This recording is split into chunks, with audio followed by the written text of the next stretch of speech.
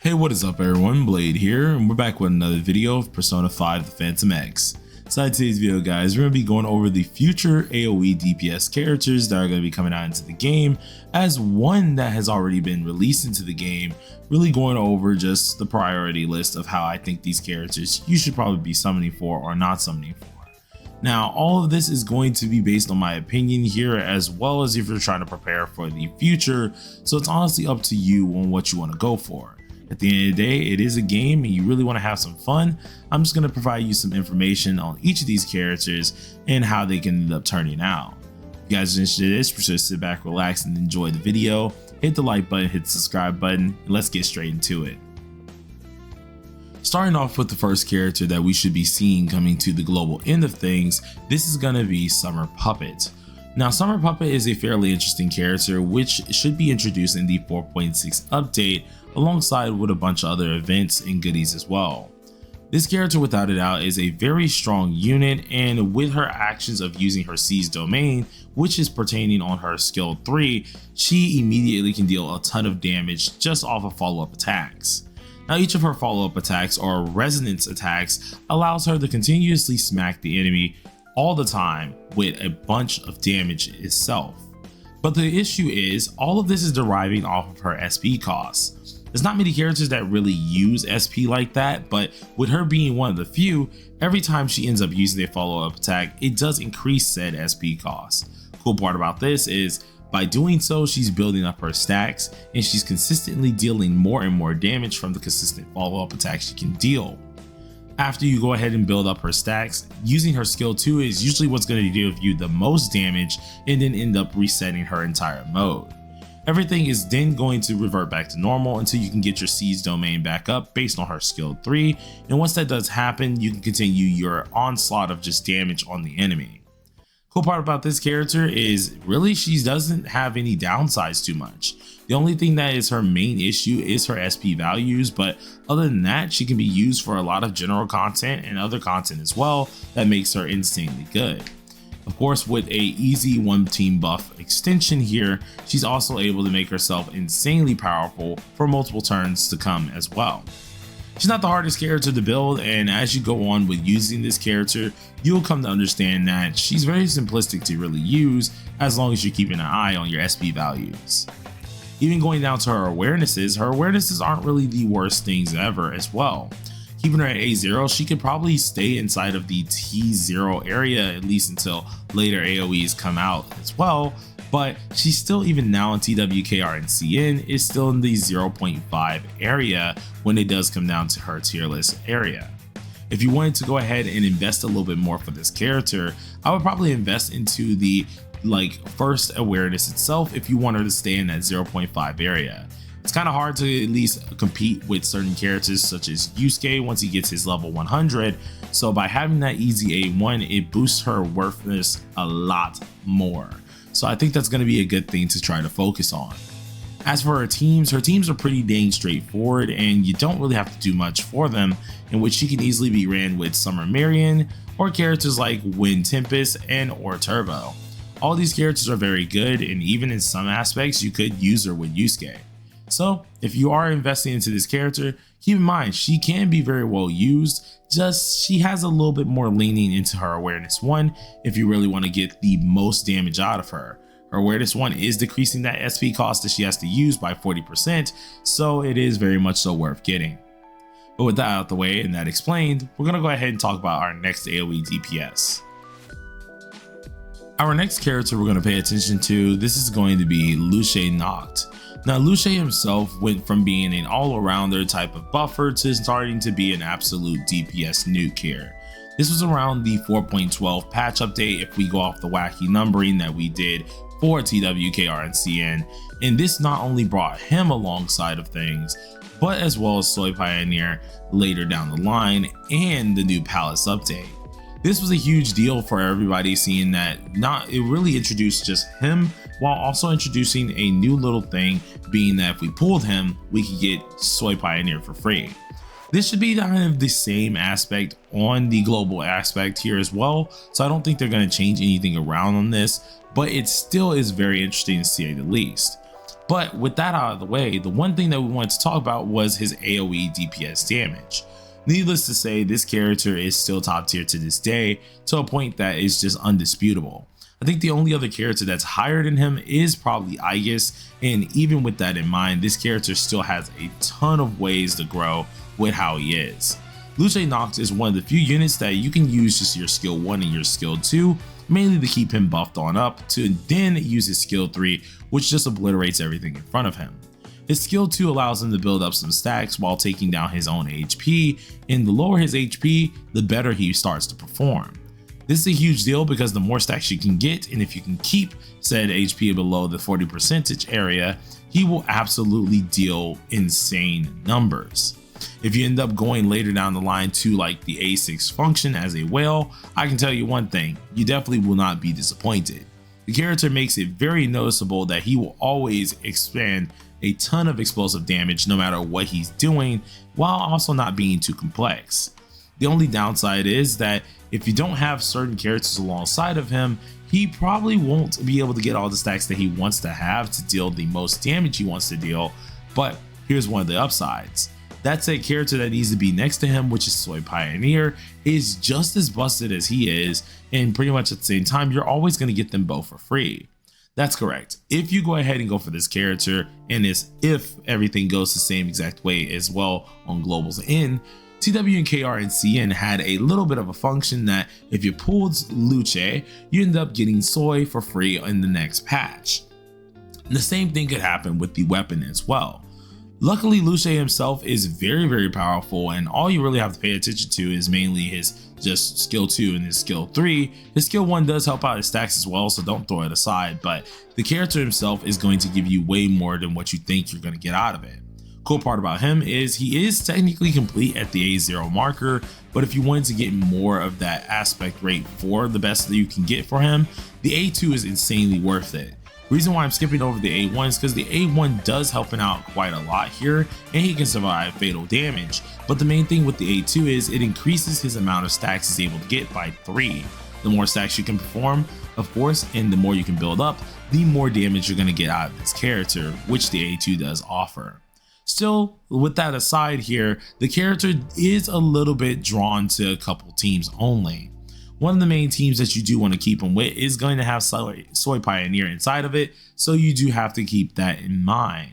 Though there are other teams such as ones with Blitz that you can also use for him, so don't think he's always only limited to one team. Though if you want the best for this character, be sure to keep Soy Pioneer right at his hip, because this man is going to deal you more than enough damage.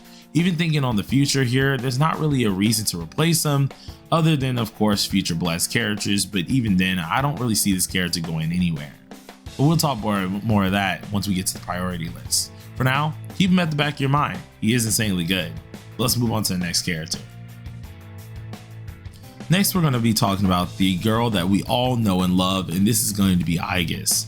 Now, Aegis doesn't come out until 5.1 area here, in which this can obviously be moved around, seeing that Global as well as TWKR and CN do have their different worldwide releases. With this in mind, do take the patch update timings to be a little bit with a grain of salt. But Aegis with herself is probably the best character that's in the game right now for the AoE section. Her herself is the first gun unit that we do have as well inside the game, especially when it does come down to our DPSs, so you would think that she'd be very complicated or be insanely crazy. Well, half of that is somewhat correct. She does deal the amazing damage that you're looking for, but the complicated side is not what we're looking for whatsoever. In fact, this character, all you have to do is just press the skill 3 and she'll automatically trigger her 3G as well as enter her Orgia mode.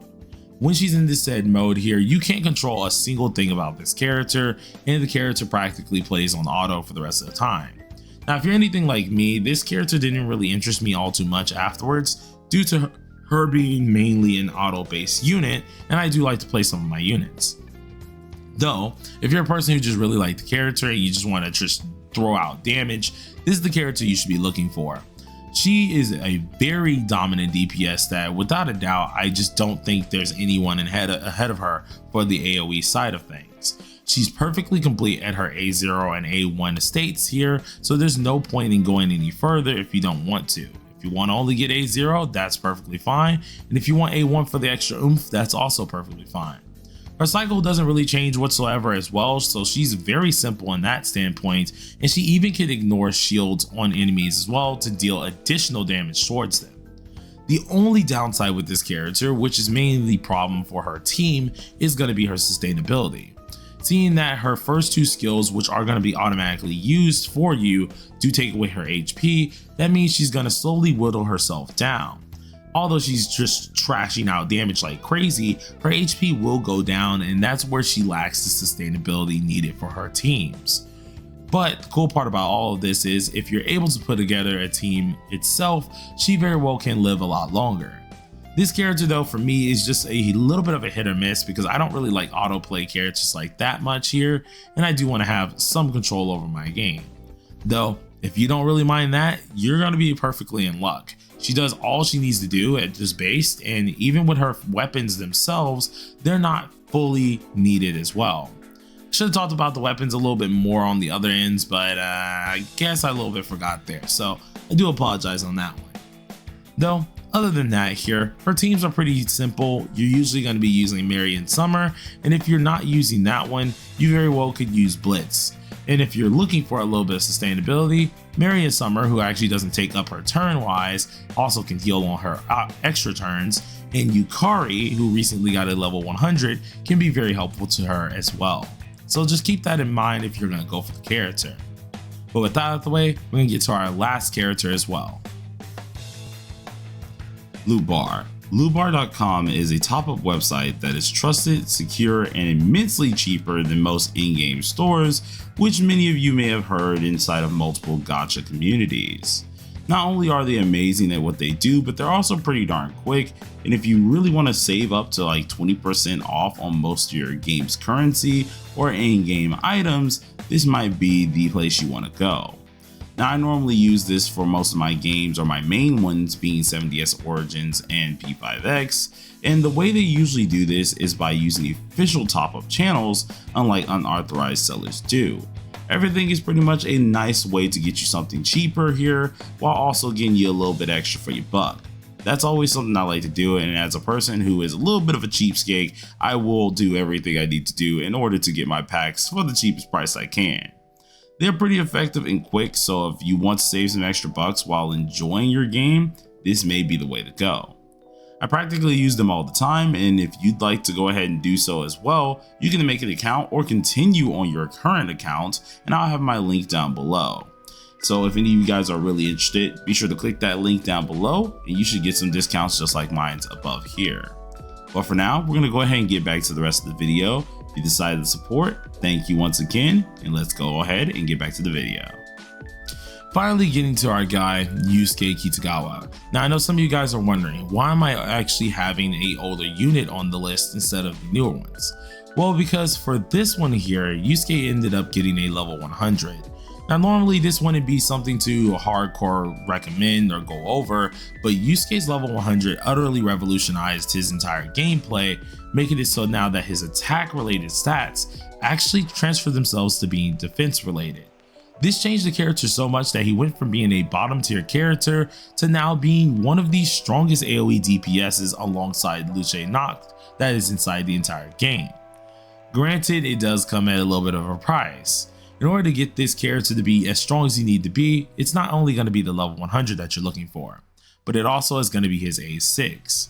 Now though this does sound a little bit unreasonable to a lot of players, there's one thing that you got to know. This character is inside the shard packs as well, will be inside the standard banner, hence the reason I want to bring him on up. With the buffs that he ended up getting, it absolutely just changed his gameplay and now made it so he's not fully dependent on his defensive scaling. Now that he's able to of course go with the attack related buffs themselves, it just utterly boosted this character and made him a lot better than he normally can be.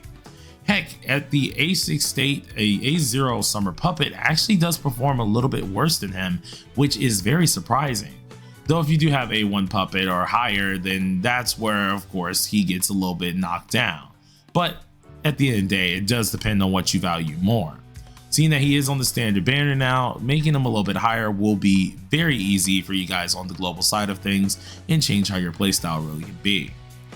Now, this character also has a cool thing with his teams. Instead of him just being a solo dolo type of DPS, he actually can very well work with Summer Puppet as well. So on the off chance that you do want to get Summer Puppet, you still have some future-proof plans with a different team that can utilize the both of them and make them both insanely good inside of one team. Just depends on how you want to go about it, and he has a ton of different teams that he can honestly go with. This can range from anywhere with Cord or even Summer Marion, all the way to utilizing the twins and then Summer Puppet. So do keep that in mind. But with that all out of the way here, we're going to go ahead and go to the priority list of what I believe should be the pool plans. Now, particularly for me, and this is what I'm going to end up doing for my free-to-play account here, there are a couple priority lists that I do feel like just needs to be looked at. And for the AoE side of things, the number one on this list should be Luce Notte. Now, I know a lot of you guys know, of course, I do love this character and it may seem a little bit biased, but hear me out real quick. The reason why this character is such a high one is not only because of the explosive damage that he can deal even at a low awareness rate, but it's also because of the plan and action that will happen during that time. Remember, if you end up pulling Luce as well as his weapon, or either one, you can then get the weapon and the other character for free during the next patch. Meaning the ace of the entire game, or the best defender of the entire game, aka Soy Pioneer, will be immediately thrown into your hands the second it comes down to that patch. So if you end up pulling Luce, you get Soy. If you end up pulling Luce's weapon, you also get Soy's weapon, which are both insanely worth it. All this can easily cover up not only just the gun side of things, but the blessed side of things. Now, of course, to play a little bit of the devil's advocate, in the option that you don't want to go for him as a priority, that's also understandable. Not only just because you probably just don't like the character, or you're probably going for a different character, but we do have to keep in mind, as a blessed character, this is the second AoE DPS that's above here. If you're looking to cover all the elements, we already do have one AoE DPS, which is Motaha Summer, that is just as good. So in all honesty, you would technically not need it, and by just as good I mean just helps you out with the general content. You technically wouldn't need Luce, seeing that Summer Motaha does cover that element, but that's only if you're caring about the elements. If you're caring about pure damage number wise, I would say he's still higher on the priority list than many characters and does his job suitably well. So I'm going to put him at number 1 spot for the priority list. As for the number 2 spot, this would mainly be Aegis. Now, this one is mainly just based off the explosive damage that she can deal and the fact that she's not really bound to many teams. Aegis is one of the few units that I do find is insanely worth getting, but it does depend on your playstyle. If you like to control the character, then this might be a priority for you to get very least actually. But if you just enjoy a little bit of explosive damage and being able to just toss her on some teams, well, this could be the perfect character for you. Because all you really need to know about her is give her someone who can actually sustain a little bit, and there you go. She'll do all the damage that you need to do. Just get a buffer, a healer, and you're on your merry way. She's not really bound to anyone. She's not tied to any type of teams particularly, and I think that's a cool thing about this character. Though, playing a little bit of devil's advocate on this one here, we do have to keep in mind. Autoplay is a little bit boring. 2, it also does take you to hardcore wait a while for version updates. And then 3, seeing that she doesn't have really a dedicated team just yet, she can fall off a little bit. Though, keep in mind, this is the number 1 AoE DPS out here, so hey, you might be able to outweigh at least the cons with more of the pros. Then going into our 3rd upgrade here, this one is going to be Summer Puppet.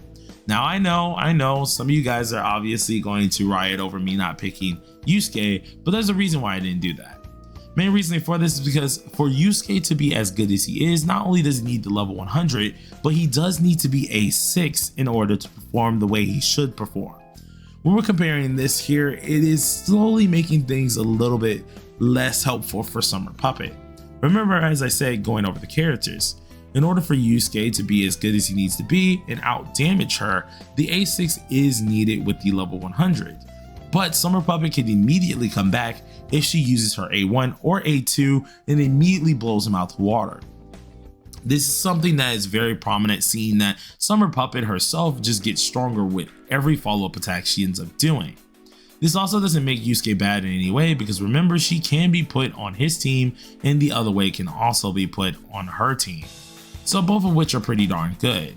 Summer Puppet is also pretty easy to build with the SP recovery rate that you do need on her, and with her just dishing out the damage that she can just dish out, you're gonna have pretty much a fun time with this character just as well. Plus, with some of the newer characters such as Summer Marion and them, they all do have their aspects that they can be used in her team, making her team very much so worth it. With the expansive amount of things that you're able to do with her as well, I think this character will be very worth going ahead and investing into as an Ice DPS. But if you want to play a little bit of devil's advocate, we do know Yusuke is going to be a standard character, so I mean, hey, you might can get lucky, get A6 and not have to invest into her at all. Plus, you may like Yusuke more. Either way, it's up to you. But with that out of the way, you already know who's in the 4th slot, and that doesn't mean he's bad whatsoever. He's just a character that obviously takes a lot of investment. So it's honestly up to you to see exactly what you want to do. But that's my priority list for this video. I'm going to be doing a couple more videos just like this, going over different characters and their classifications. So if you're interested in that, be sure to sit back, relax, and enjoy the video. And until next time, everybody, stay safe, stay sharp. Peace.